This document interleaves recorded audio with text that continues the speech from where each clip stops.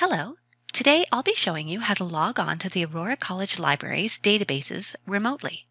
First, begin at the Aurora College website, which is www.auroracollege.nt.ca.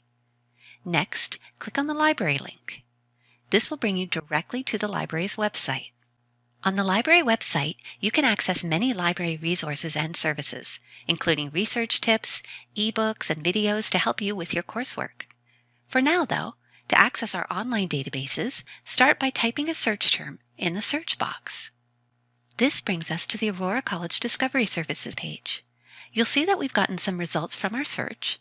However, until you've signed in, you won't have full access. So you can see these resources, but you can't use them just yet. To sign in, just click the link at the top of the screen that says Log in for full access. Once you've clicked that link, you'll be redirected to a Microsoft sign-in page. From here, you'll just need to sign in with your Aurora College student email and password. Your student email should look something like this: first name dot last name at myauroracollege.ca. Once you've entered that, just click on the Next button. Next, you'll be redirected to an Aurora College online services page. Your email should already be in the first line, so just sign in again with your Aurora College student password. Then hit Sign In. Now you'll find yourself back at the Aurora College Discovery Services page.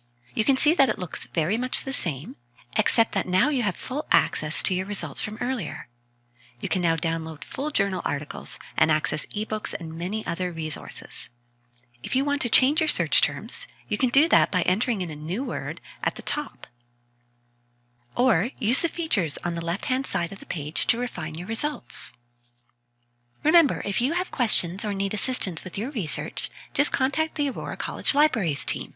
Thank you for watching.